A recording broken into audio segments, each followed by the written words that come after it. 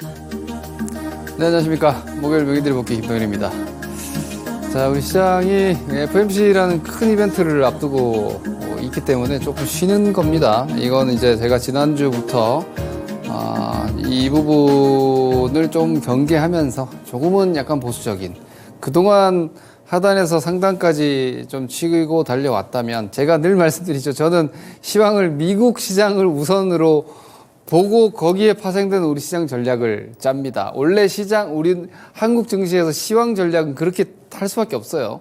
왜냐면 우리가 주도해서 끌고 나가는 장세가 아니기 때문에 미국 시장 상황을 보면서 요령껏 우리 시장의 전략을 짜는 거거든요. 그래서 우리나라는 미국 시장에 비해서 좀 못 미쳤지만 뭐 쉬어야 되는 구간은 같습니다. 그래서 우리 시장이 힘이 좀 달려 보이는 이런 모습들이지만, 제가 볼 때는 아직까지 뭐 아주 그렇게 초고위험 장세다 이렇게 보이지는 않습니다. 시황적 관점에서 봤을 때 종목별로는 좀 차이가 있습니다. 종목별로는 뭐 조심해야 되는 종목들이 지금도 있고, 그리고 혹은 오히려 미국 FOMC고 뭐고 간에 매력적인 매수권에 있는 종목들도 저는 보이기 때문에 어떤 종목별 차이는 좀 있겠지만, 시황은 어차피 FOMC 앞두고 지금 예상된 조정이다라고 보면 그렇게 당혹스러울 건 없어요. 이 부분 오늘 체크를 좀 합시다. 그리고 FOMC 이후에 어떻게 될 것이냐도, 제가 그 산타랠리를 크리스마스에 맞추지 말자 했어요. 그런데 FOMC를 잘 지나가면 크리스마스 전후도 괜찮을 수도 있어요. 그 부분 한번 체크해 봅시다. 자, 우선은 지난주에도 말씀드렸는데 오늘도 이건 봐야 돼요. 자, 얼마나 지금 시장이 기대를 하고 있는지를 우리가 알아야 돼요. 그래서 거기에 충족하는지 미달하는지를 보고, 시장의 기대보다 연준의 점도표가 혹은 파월의 입이 좀 매파적임에도 불구하고 유동성이라는 게 지금 변수거든요. 미국, 제가 지난주에도 이따 다시 한번, 그때 이야기를 제가 좀 길게 못해서 쑥 지나가 버린 게 미국의 지금 실질 시장 유동성인데, 지금 미국 시장 유동성이 되게 강해요. 이런 유동성 하에서는 악재도 밟고 갈 수가 있어요. 경우에 따라서는.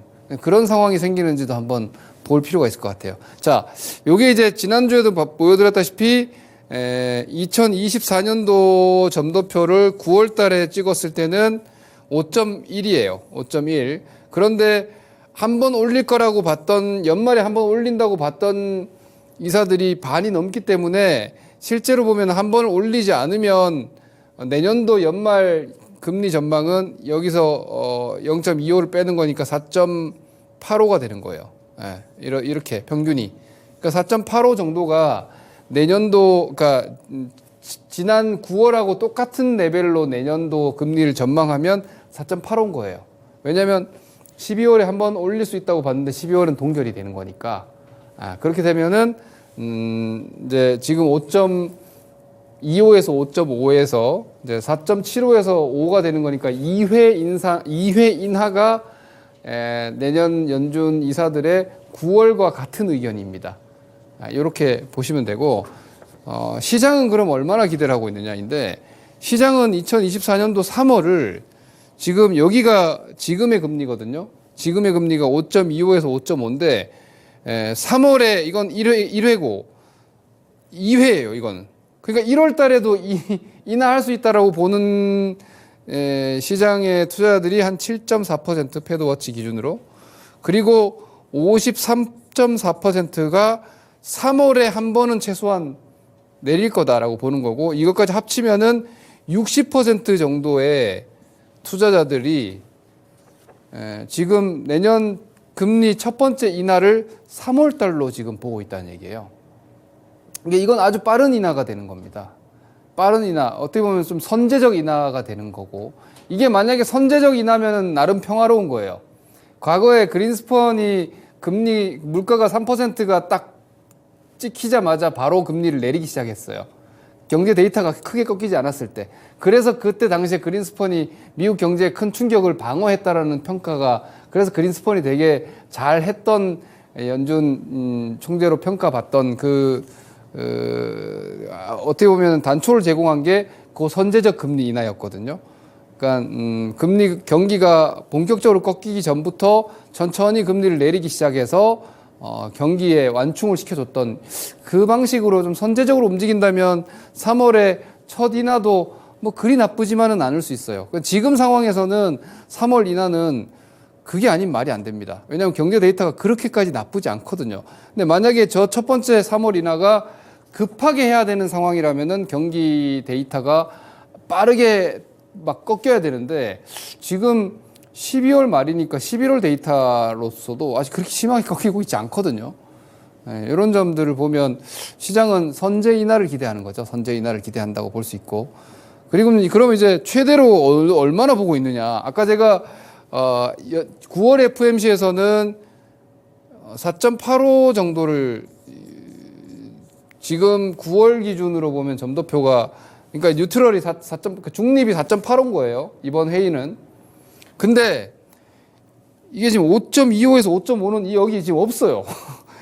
여기가 지금 현재 금리라고 보면 한 번, 두 번, 세 번, 네 번 이렇게 보시면 돼요. 그러니까 여기부터가 이제 3회, 4회, 그러니까 25bp씩 인하한다고 봤을 때 5회, 6회, 7회입니다. 그러니까 지금 2024년도 12월 그 연말 금리, 기금금리, 연방은행 기금금리를 지금 시장은 어디까지 기대를 하느냐면 자, 이게 지금 한 50, 60% 이상. 60% 이상이 지금 5회 이상을 보고 있다는 얘기예요. 5회 이상. 5회 이상이면은 금리를 1.25죠. 그죠? 4회면 1%고 5회면 1.25. 그러니까 1.25 이하로 그러니까 그보다 더 많이 내린다는 얘기죠. 그러니 이걸 이제 4%대 초반 이하로 보는 기대하는 투자들이 지금 60%가 된다는 얘기예요. 이건 내년도 금리 인하가 빠르게 진행되길 기대하고 있다는 거죠. 시장에서. 그러니까 이게 지금 미국의 뭐 잠재 성장률이나 물가가 잠재 성장률 1%도 나오고 지금 CPI 한 10% 정도, 3% 정도니까 이렇게 따지면 4% 금리가 맞긴 합니다. 4%가 맞긴 해요. 그리고 실제로 그걸 이제 3% 이하의 인플레이션 나오고 1%대 성장률이면은 3%대로 갈 수 있죠. 4% 이하까지도 갈 수 있죠. 이론적으로는 이게 아주 터무니없는 얘기는 아니에요. 그래서 과연 연준이 점도표를 이렇게 찍어줄 거냐? 저는 이건 좀 과격하다고 보는 거죠. 왜냐하면 아까 말씀드렸다시피 지금 연준의 9월 FMC 기준으로의 점도표는 여기 찍히는 게 맞거든요. 근데 지금 하나, 둘, 셋 이상의 75bp 이상 추가 인하를 지금 과연 연준 이사들이 찍어주겠느냐 이겁니다. 저는 이렇게까지 안 찍는다고 봐요. 그래서 지금 우려하는 게 시장이 너무 과하게 기대하고 있다 이런 거죠. 그러면 결국은 이번 FMC는 결과적으로 좀 실망하지 않겠느냐 인 거죠. 시장 기대보다는 좀 매파적이지 않겠느냐. 점도표도 파월의 입도 이걸 경계하면서 지금 시장이 이미 약간 차익 실현이라든지 경계 매물들이 나오기 시작하는 거예요. 미국 시장도 그렇고 우리도 그렇고. 이게 이제 앞으로 일주일간 그 공방이 좀 치열할 겁니다. 하지만 제가 볼 땐 상단은 조금 최소한 FMC까지는 위가 좀 닫혀 있지 않나라고 보고 있으니까 여러분들이 어떤 뭐 투자 포지션들을 최소한 이번 주는 너무 공격적으로 가지 마시고 단기적으로는 약간 보수적으로 가는 게 맞지 않나. 그리고 매수는 이것도 다음 그림들 한번 봅시다. 그럼 사지 말아야 되느냐? 자, 이게 이제 PC 가격인데 지금 보면 사실 10월 PC 물가가 3%가 나왔어요. 헤드라인 3% 나왔고 코어가 3.5 나왔나 그래요. 근데 이번에 지금 헤드라인은 이제 12월 12일 날 CPI가 나오잖아요. 이건 PC이고 CPI가 나오는데 지금 유가가 너무나 빠르게 떨어지고 있어서 아마 헤드라인은 지금 3.1이죠. 전망이 3.1일 거예요. 헤드라인은 어쩌면 그러니까 2자를 볼 수도 있다. 이런 기대감이 좀 있어요. 요게 이제 2자가 나오게 되면은 FOMC 기대감이 유지가 될 수 있겠죠. 뭐 FOMC 회의 시작하는 시점에서. 요런 부분들 보면 물가는 지금 분명히 꺾이고 있는 게 맞아요. 그래서 좀 금리 걱정을 크게 하지는 않을 텐데 당분간 요 정도 상황. 경기가 오히려 너무 빠르게 꺾이지 않는지를 확인한다 정도 보면 지금 제가 그냥 대표적으로 제조업 지수랑 비제조업 지수가 서비스업이니까 제가 두 개를 한번 보여드릴게요. 여기가 이제 제조업이고 여기 기준으로 제조업이지 여기까지가 요게 이제 비제조업 그냥 서비스업이라고 보시면 됩니다. 미국은 사실 여기 중요하죠. 근데 우리나라 반도체나 이런 건 되게 중요합니다. 우리나라는 이제 재화를 수출하는 나라니까 서비스를 수출하는 게 아니라 우리는 재화를 수출하니까 미국의 제조업 지수 되게 중요해요. 반도체 경기도 이게 아주 중요합니다.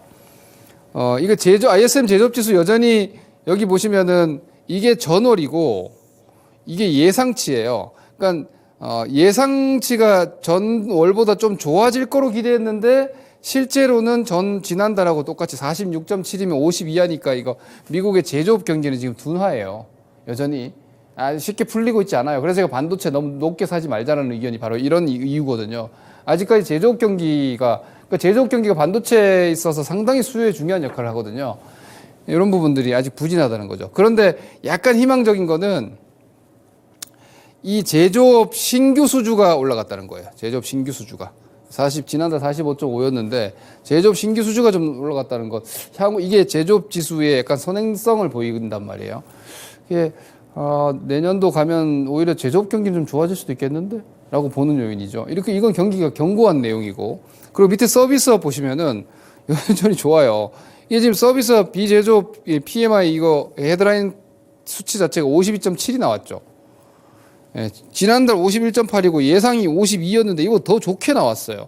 그러니까 지금 미국 경제가 여전히 좋아요. 이게 11월 데이터잖아요, 이게.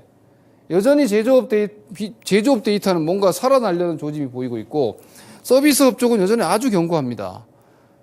이 서비스업 전반에 보시면은 이 서비스업 신규 수주도 오히려 더 늘어나고 있어요, 지금. 예상치보다. 전혀 미국 경제가 지금 막 크게 쿨다운 되는 양상이 지금 아니라서 지금 시장은 금리 인하를 기대하고 있는데 사실 미국 경제 상황으로 보면은 금리 인하를 안 해도 돼요. 안 해도 되는 거예요, 사실은. 근데 만약에 이렇게 이번에 FOMC가 되게 강경하게 나오고 미국이 금리 인하를 안 해도 되는 환경이고 오히려 약간 매파적 FOMC가 되면 이건 이머징 시장에 되게 안 좋은 거예요. 왜냐하면 미국은 지금 돈을 계속 풀고 있어요. 금리는 고금리인데 실질적으로 지급준비금은 늘어나고 있어요. 지급준비금이 금융시장의 실질 유동성이거든요. 그래서 미국 증시가 강한 거예요. 근데 이 상황에서 지금 경제 데이터 잘 나오고 있어서 미국 경제 여전히 괜찮아서 아직 금리 인하할 때 아니다 이래버리면 그럼 미국만 좋은 거예요. 미국만 좋은 거예요. 고금리 장기화 돼버리는 거고 우린 고금리 버틸 수 있으니까 인플레 더 확실하게 꺾어버릴래. 이렇게 가버리면 아주 이머징이 힘든 상황이 계속되는 거죠. 중국도 그렇게 되면 부양을 빨리 하지 못하겠는 상황이 되는 거고 이 부분은 좀 주의해야 되지만 저는 이제 미국 시장으로 제가 시황을 본다고 했죠. 우리나라는 미국 오르고 중국 떨어지면 우리는 본전을 해요. 원래 그래요. 중국이 떨어지는 걸 우리가 많이 심각하게 망가지진 않아요. 요게 이제 제가 말씀드리고 있는 이게 연준의 지급준비금 총액인데 이게 거의 제가 시장에서 오랫동안 경제 데이터를 보면서 가장 중요한 유동성 데이터 중에 하나예요. 여기 보시다시피 이게 SBB 사태 때 돈 확 풀었던 거 이게 딱 보이잖아요. 지금 어때요? 지금 이 수준이라니까? 돈을 풀고 오히려 금리는 고금리인데 실질적인 금융권 유동성은 지금 넉넉합니다. 넉넉해요. 근데 이 상황에서 또 금리 인하한다고? 쉽지 않아요. 그래서 저는 고금리 장기화 우려도 좀 하고 있어요. 그래서 이번 FOMC 일단 어떻게 얘기하고 점도표 어떻게 찍힐지 좀 보고 가자. 뭔가 너무 복잡하다 지금 상황이. 시장 기대하는 거랑 실질 데이터랑 보여지는 유동성이랑 다 다르게 움직이고 있으니까 누가 맞는지 일단 한번 보자. 이런 식인데 근데 이 유동성이 이렇게 강한 장이면 보통 이게 지급준비금 이런 상황에서 시장이 큰 폭 하락이 잘 없더라는 거예요. 제 경험적으로는 그래요. 큰 폭 하락이 잘 안 나오더라는 거예요. 이렇게 유동성이 괜찮을 때는. 여기 보시면은 빠지잖아요. 그죠? 2021년부터 2022년도 연말 1월 달까지 장이 아주 안 좋았죠. 이때는 실질적으로 금융권 유동성을 막 회수하고 있었다고요. 근데 지금 늘리고 있다. 오히려 돈을 풀어주고 있다니까요. 이 상황이라서 FOMC 내용이 어지간히 안 좋아도 한번 충격 받았다가 또 하단에서 아마 미국 시장은 또 버텨내지 않을까라고 저는 보고 있어요. 그러면 우리 시장은 또 FOMC 지나서 뭐 또 어영부영 또 연말 또 단기 분위기 또 나갈 수도 있거든요. 그래서 저는 뭐 연말 급 나간다, 1월 급 나간다 관점이 아니라 오히려 이번 FOMC가 좀 불확실성에 대한 매물 소화 구간이 될 수 있으니까 이번 앞으로 일주일 정도를 약간 기대감을 혹은 욕심을 조금 낮춘 상태에서 보자. 그거 지난주부터 제가 한 2주 전략으로 말씀드리고 있어요. 이런 상황이라고 보시면 되겠습니다. 자, 그리고 이제 리튬 가격 이거 한번 잠깐 봅시다. 2차 전지가 되게 중요해요. 지금 여러분 아마 그래서 기관들이 2차 전지 죽어라 하는 걸 수도 있어요. 지금 여러분 시장 분위기 여러분들 같이 보고 계시나요? 지금 여러분 2차 전지가 여기서 올라가면 장이 어떻게 될 것 같아요? 2차 전지가 만약에 지금 현재 시장에서 좀 강해지면 어떻게 될 것 같아요? 다른 주식들 엉망됩니다. 그래서 이게 좀 중요합니다. 실제로 여러분들이 2차 전지 하고 계신 분들한테도 중요하지만 안 하고 계신 분들한테도 2차 전지 움직임은 상당히 주목해야 되는 현재 시점인 것 같아요. 근데 제가 지금 뭘 주목하고 있냐면 리튬 가격입니다. 이 리튬 가격은 현재 2차 전지의 약세 요인인데요. 약세 요인입니다. 그런데 이거 증권사들의 리포트에 기반한 이 리튬 채굴업체들의 생산 원가가 18에서 20달러라고 합니다. 18에서 20달러. 근데 지금 어디까지 내려와 있냐? 이건 위안화 기준인데요. 이게 왜냐하면 광저우 선물 거래소가 있기 때문에 리튬 선물이 광저우 중국에서 거래되고 있기 때문에 이게 이 달러 환산이 돼 있지 않습니다. 여기 이제 90 이하까지 내려왔었는데 이걸 달러로 환산하면 12.5달러 정도 됩니다. 이만큼 지금 역마진이에요. 리튬 채굴업체들 리튬 열심히 채굴해 봐야 이만큼 지금 손해입니다. 이런 상황에서는 생산량 감축이 더 이루어질 가능성이 아주 높고, 근데 저는 이 상황이 왜 생겼느냐, 왜 생겼다고 보느냐, 이거는 제 생각입니다. 이거는 전적으로 저의 그냥 제 개인적인 이제 인사이트라고 보시면 되는데, 저는 리튬이 지금 리튬 선물 시장에서 마진콜 나왔다라고 생각을 합니다. 마진콜, 반대 매매. 이 반대 매매. 이거는 현물 수급하고는 상관이 없는 선물 시장에서 저는 마진콜이 나오지 않았나 생각합니다. 그러면서 라운드 넘버인 킬로그램당 100위안도 깨지지 않았나 생각을 하고요. 그렇게 되면은 리튬 가격이 이 시점이 지금 2023년 12월 여기가 거의 바닥 아니겠느냐. 왜냐면 여기가 21년도 저기 큰 매물대가 있는 자리이기도 하고요. 리튬 가격이 폭등하기 전 가격까지 내려왔어요. 근데 리튬 수요가 앞으로 장기적으로 지속된다라는 전망은 다름이 없죠. 공급 업체들이 리튬이 돈이 될 것 같으니까 여기저기 나서고 있어요. 근데 중국 업체들이 대부분 칠레나 아르헨티나 이런 남미 쪽에 리튬 계약을 해서 그걸 가져가서 중국에서 재련을 한단 말이에요. 근데 이 생산 원가가 이렇게까지 나오면 이 바닥권일 수 있는 거죠. 그러면 2차 전지 산업의 주가가 부진했던 요인이 뭐 자동차, 전기차 수요, 그리고 금리 인상으로 인한 오토론 부담, 그리고 뭐 충전 인프라 등등등 여러 가지 몇 가지들이 있는데 좀 예전보다 눈높이가 낮아진, 거기서 아주 큰 부분이 3분기 실적이 부러진 거거든요. 실제로 EPS가 전망보다 낮아졌고, 그렇게 EPS 추정치가 내려가는 요인들이 리튬 가격에서 나왔는데, 이게 지금 바닥권에 진입된 걸로 저는 보여요. 그래서 조만간 저는 리바운드 하지 않을까라고 보는데, 그렇게 되면은 리튬 가격 바닥 나왔다라는 센티멘털이 형성이 되면 2차 전지주들이 오히려 바닥에서 하방 경직 구축 에너지가 더 강해지는 거예요. 그렇게 되면은 롱숏 같은 것들이 청산되기가 되게 좋은 환경이죠. 실제로 에코프로 같은 경우에는 공매도 청산이 빠르게 진행되고 있어요. BM은 지금 위에서 때리고 있지만 한 10만 주 정도의 공매도 지금 상환이 이루어지고 170만에서 60만 왔나? 하여튼 그렇습니다. 이 상황 한번 보셔야 됩니다. 그래서 이런 것들까지 감안해서 제가 종목 HTS로 좀 넘어갈게요.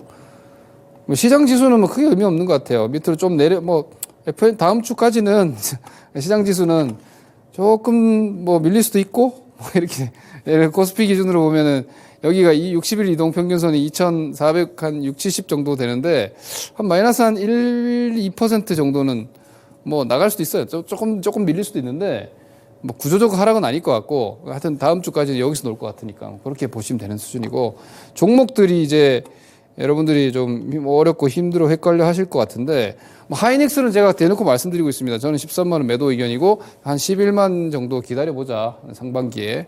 공급 바닥 나왔지만, 수요가 아직까지 수요 사이클이 아직까지 안 왔다.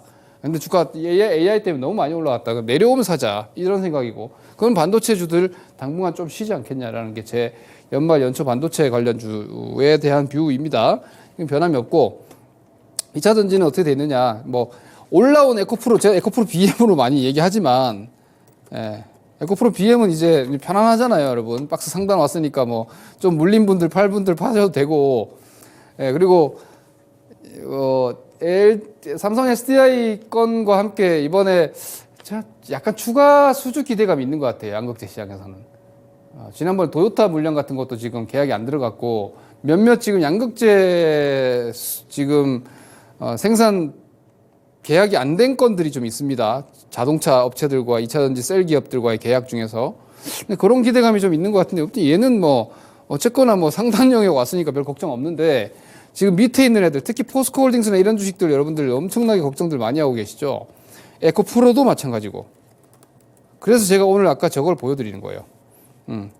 그래서 아까 제가 보여드렸던 리튬 가격을 생각하면, 이거 오히려 지금은 괜찮은 것 같은데?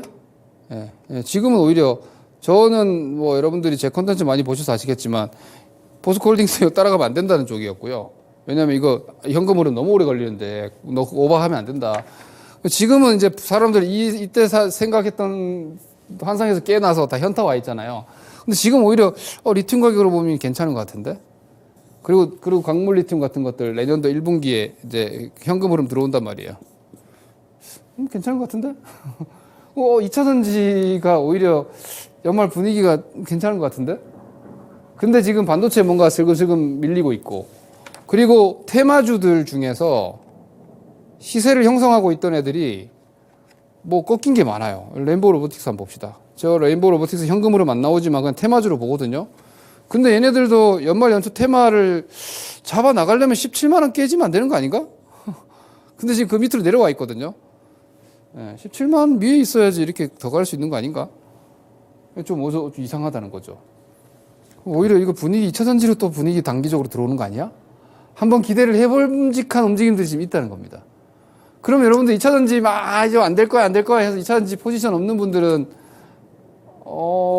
박스 하단에 있는 리튬 관련한 종목들도 한번 트레이딩성 편입을 한번 해봄직도 한 거고 그런 거죠. 물론 셀은 아직 좀 무거울 거예요. 하지만 어차피 산업 섹터 동조니까 이런 분위기가 좀 있는 점도 한번 오늘 여러분들이 찬찬히 한번 체크해 보실 필요가 있는 것 같습니다. 그리고 제약주들, 그러니까 테마주가 어차피 연초는 기대감이 있어요.